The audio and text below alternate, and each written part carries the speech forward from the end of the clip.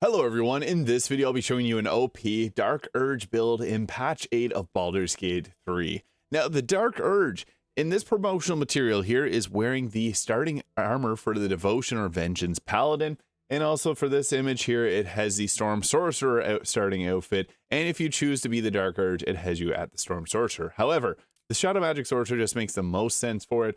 I do think the Assassin and mixed with like the Ranger can be a good multi-class for it, but for the purpose of this is really strong and it's new to patch 8. So with the Shadow Magic, you can get back up if you go down to 0 health points and you recover 1. You'll get superior dark vision up to 24 meters. What's also nice about the Shadow Magic Sorcerer is you can see an actual magic darkness, so that's extremely useful. Previously, it was only the Warlocks that were able to do that with their Devil's Sight, but now we can do that, and it actually pairs well if you have a Warlock in your team because they can use your darkness as well for defensive purposes. But on top of this, you also get a dog, and it's extremely powerful. And I'll be showing you a slight multi-class here to make it even stronger. So for our cantrips, I would recommend grabbing Mage Hand can throw water bottles so that you can deal double lightning or cold damage. So that's extremely useful. Something like Ray of Frost or Shocking Grass can be nice, although you can get the Ray of Frost from the Morning Frost staff in Act 1, so I'd recommend grabbing that. Bone Chill is also nice to stop the target from receiving healing. If you're the face of the party, Friends is extremely useful. And Firebolt is great too. Mage Hand just being, I think, the most useful. Just don't forget to use it. You can also throw health potions to keep your team alive. Now for cantrips, or spells, I would recommend grabbing Shield and Magic Missile with the Shadow Magic as mentioned. And for our ability scores here, I think it's best to go around our dexterity a little bit more, so we can go with a stat spread of something like this. Although if you wanted to multi-class with something else, you'd obviously be taking the stats for the others, but I'll go without because there's other ways to get your spell save DC up, which we'll cover in this video. Now, this outfit you may be asking about, this is the Hunter outfit by Ren. It's available in the in-game mod manager. Now, what we'll be doing for level 2 is we get to choose meta magics here. And we're going to go with the Twin spell. This is extremely useful on haste and distance spell. However, at level 11 of the Shadow Magic Sorcerer, we get this for free if we use our bonus action Teleport, which allows us to teleport back to our darkness or any lightly obscured area. And it gives us this, so free sorcery point ability, and it's a basically Misty Step that doesn't require a spell slot, so extremely useful. At level 2 here, we're going to take either Thunder Wave or Chromatic Orb. I lean towards Chromatic Orb on this because you can use this to activate your Shadow Magic Source or Shadow Magic Dog, the Hound of Ill Omen, with her Ominous Bite, as it'll apply an omen of a certain elemental damage type, and you can recover sorcery points by using this. But Thunder Wave is a great spell also, so you can swap spells once you reach level 6. That's one nice thing about the Sorcerer. Now, level 3 is our most powerful ability with the Eyes of the Darkness. This allows us to see in darkness, whereas this one doesn't. So always use this 2 sorcery point one. We do burn through sorcery points quite a bit with this requiring them and our dog. However, the dog is permanent once we hit level 6, and it doesn't expire at short rest. I think the best spell to take here is Scorching Ray, just for pure damage. And Hold Person's good too, or Misty Step, but as mentioned, we do get a version of that later on. And Quicken Spell, the best meta magic that we can get at this level. Now, there are ways to trick the game, or glitch the game, and get infinite sorcery points by using like the Shield of Devotion, but I'm not going to cover that in this video. Just wanted to mention it there because I know some people are interested in those things. I think the best choice here is Ray of Frost if you didn't grab the Morning Frost staff, or if you're not planning on using it. Now, we can also go with Hold Person here, or Misty Step. Mirror Image is not bad to increase your armor class by 9, just gives you a lot of extra tanky survivability. And for our first feat, the Alert feat for the +5 to initiative is really useful on honor mode. Otherwise, going with a charisma increase is going to be great too for better spell casting. Once we hit level 5, we get another spell choice here, so we can go with Sleet Storm's great, but I always like going with a Lightning Bolt or Fireball. And Counterspell is hard to deny its usefulness here too, so you can alternatively grab that if you want. I think Lightning Bolt's great for overall damage though. Now we get the Hound of Ill Omen here. So if you end the day with 3 sorcery points, summon this in. It's permanent now. It used to be until long rest, but it's permanent. So you get this free dog bonus action. Really useful. What the dog doing? I would recommend grabbing Counterspell at this level, although Fireball is extremely useful too if you need more damage. And Haste is also extremely good because the Shadow Magic Sorcerer, or any Sorcerer, can twin this to themselves and another target, giving them both 2 actions. Once we hit level 7, we get one of the best spells with Ice Storm, creating difficult terrain. I also do like Sleet Storm, as I mentioned, and Confusion's not a bad choice as well, but I think Ice Storm is the best here for damage and crowd control with these surfaces. Level 8 gives us another spell choice, and we also get a feat. At this point, you can take Fireball or Haste, depending on what you're going to be using more of. And then for our for our feat at level 8 here, I like to take alert. It can go with a charisma increase, but alert is just going to give us a big boost to our overall survivability. And going first as a sorcerer is something you want. You can do 2 spells in a turn. So Ice Storm into Ice Storm, you got the whole ground covered. Level 9 gives us a level 5 spell slot, with Hold Monster being a very high, powerful spell that we want to grab, Insect Plague, and the Cone of Cold. Cloud Kill is not bad also if you have a teammate member with Hero's Feast, so that you can ignore the damage and your whole team won't get hit by this poison damage. That can be good, but Cone of Cold is just a great amount of damage and area of effect. Level 10 gives us a cantrip. Bursting Sinew, I guess, is probably the most Dark Urge themed cantrip in the game. It's not that great of a cantrip, and we're about killing things. We don't want to delay that, but it explodes a corpse. That's Dark Urge. Enough said. They are messy. We'll also take Hold Monster at this level. Extremely powerful spell.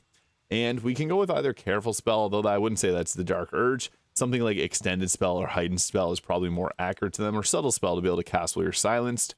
Ice Knife, I guess, is another one if we wanted to grab that. But level 11 gives us a very powerful Shadow Walk ability. Teleport to the shadows. The next spell you cast will benefit from Distance Spell without costing any sorcery points. Bonus action, 18-meter range. Basically Misty Step for a lot of your abilities, so you can run around and then also teleport back freely. It's extremely useful. Just use your bonus action. And we get access to level 6 spells, with Chain Lightning obviously being one of the most powerful spells in the game. Global Invulnerability is nice, but there is another way around this. What we can actually do, if you want to forego the feat, the sorcery point, in the level 12 spell slot, I think that adding in the Wizard is a good choice. The reason being, the Wizard, we're not going to use as cantrip, so I guess you could have taken Mage Hand, Minor Illusion, and Friends from the Wizard. But with the Wizard, you can learn them from scrolls. So we can add in the Minor Elementals, the Major Elemental, which can set up vulnerability to cold damage. If you just use a level 5 spell slot on a Water Elemental, its main attack applies Chilled, which means your cold damage will do double damage, making the Sorcerer even more powerful. The Wizard does bring a lot of utility too. Like, as mentioned, you got all these spells. You can grab Mage Armor here, or you could grab the Shield spell from here. With the Helmet of the Circle of Intelligence, you can actually prepare 4 spells. Globe of Invulnerability is a level 6 spell slot. It's really one of the best spells in the game, and it doesn't require you to have a high intelligence. You could also do, again, the Elementals, Mirror Image, really anything there. I think adding in the Wizard brings a lot of utility. However, it takes up the Helmet slot, so that is something to keep in mind. So another choice is actually adding in the Cleric. And with the Cleric, we're going to be going with the Tempest Domain, which gives us a reaction, because we don't typically have a reaction. Makes them take 2 to 16 Thunder or Lightning damage. We also get Thunder Wave and Fog Cloud, which we previously didn't grab. Wouldn't recommend using them. You get Guidance, Light. Sacred Flame I wouldn't really recommend either. But these can light your character up, so you can use this until long rest. If you have a team member that benefits from like anything being illuminated, this illuminates your character. But it's not really on theme for the Shadow Magic Sorcerer, so that's something you're going to use sporadically. The big thing, though, is we get a spell that doesn't require Wisdom with Create Water. Command's nice, but we don't have the spell save for that.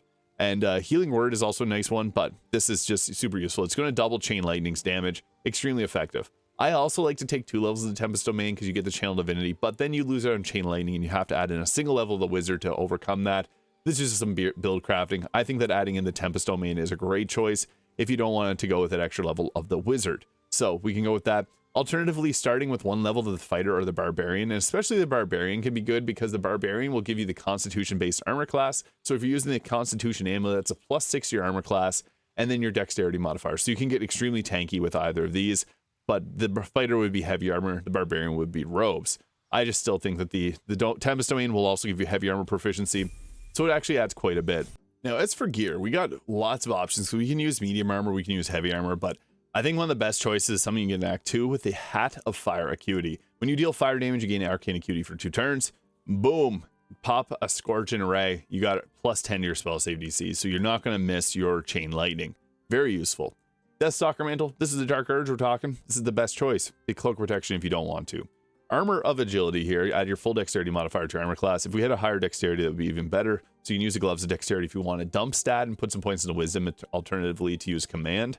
I'm not going to do that for the purposes of this, but this is pretty useful because, yeah, it gives you a good armor class.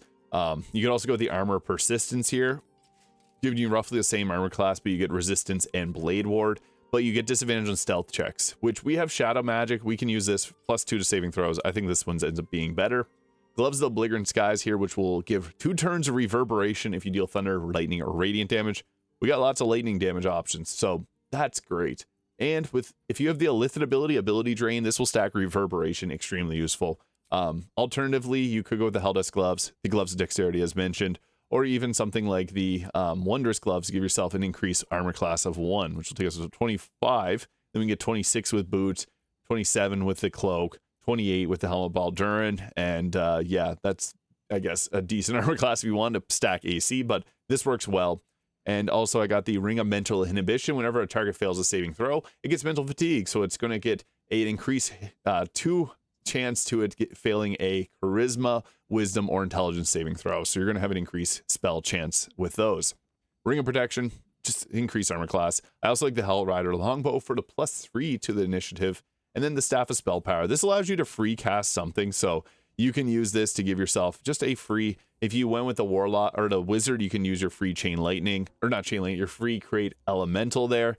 That is a good choice and something you can go with, but I would recommend if you're going to go with a staff in Act 3 that you use the Marka Heshker staff, which is basically that, but it gives you a lot of other benefits like a +1 to spell save DC, Kreska's Favor, which you're going to use on the Bolts of Doom, which gives us a free Chain Lightning and it makes our weapon and shield look really cool. So we got lots of lightning damage here now to cast at enemies, better than the Storm Sorcerer because we're all about darkness. But the first thing we want to do before anything is make sure we have our little trusty Hound of Ill Omen here to go stir up some chaos with. And it's going to use his Ominous Bite or Umbral Tangle to grab enemies in place. Another cool thing before you get into combat is they don't know, or they don't care if you drop a Create Water on an area. And the thing is, this can be upcast for a massive area of effect. But the best part about this is you can just let up extra damage and they won't even care. So this will double our Chain Lightnings. As you can see there, it doesn't start combat. They get wet. They don't care. Now we always go first pretty much because of the alert feat. What we want to do on our first turn of combat is do any type of crowd control. So we have the water set up on these. They're going to take double cold and lightning damage. That's likely our best option here, but we want some form of defense here. So what we can do is if there's any way you can create a choke point, because this will actually break line of sight, you can pop down your darkness, which you can see in. This is a great concentration because we only also have hold person or hold monster, which doesn't really apply too much in this fight. But once we're in our darkness here, we can see they can't. What we're going to do is then go ahead with a spell cast. We also have a free casting of this from our staff here. So not a great hit chance, 55% chance. We'll try it and see how that goes. 108, 50. It chained to 2 of the targets that were wet, so that was at least good. And then we always have our Shadow Walk here, which you can see. You can teleport to like these shadows here, so that's actually crazy the amount of coverage that this spell gives. We also got Quicken Spell though, so that's another useful thing. We got 6 sorcery points, we're going to use them. And we should have likely done this first, is gone with a Scorching Ray. We all have advantage on these attack rolls, which is just great, so we're going to go ahead with just applying this and trying to get our spell save up as much as possible. So boom! Yeah, that's a lot of extra lightning charge damage. Yeah, there was a lot of stuff going on in that. So then we got our Arcane Acuity up to a 10, which gives us a spell save DC of 27 and a spell attack roll of +24. We're not missing with these attacks. That's something that is crazy. We took out so many targets on that turn. The Scorching Ray, there's even targets knocked prone from our reverberation. They're also blinded. Yeah, we just did a lot of damage in one turn. That's why I do like the Ranger and the Rogue Assassin multi-classes, but there's something about a Sorcerer that just completely devastates the battlefield like this, and being Dark Urge themed, doing its deeds in the dark at night, or making nighttime appear, it's just crazy, because you're going to be extremely defensive here. You're going to have a hard time getting hurt. They have to throw weapons at you or move throughout the darkness. They can't make attacks through it, so yeah, you become pretty good. We also have our dog here, which not always the greatest hit chance, but 80%, 80%. We're going to go with that. Immune to blind. Cold. Omen of cold. So we can get our sorcery points by going after this target here. That's crazy. We're also pretty protected when we're in our darkness here, so it pays to have someone with the Steel Watcher helmet, and as well someone with the, so we can push them into the darkness here. Boom. It pays to have someone with the Steel Watcher helmet, which gives the ability to see in darkness, as well as there's the Eversight ring. And if you go on an evil playthrough, there is Shar Spear of the Night, or Shar Spear of Evening here, which makes you immune to blind. So those are the only 3 ways to be able to do that. Counterspell, another really nice spell to have. Sacred Flame's not a threat, so we're not going to waste our reaction on that. But it's able to just control the battlefield completely. Makes the Dark Urge unstoppable. Just a little pro tip with the darkness, though. It just makes this whole build a lot more thematic. Now, I have haste on myself. You can run 2 sorcerers for double haste. I just have haste applied to show this build off a little bit more freely.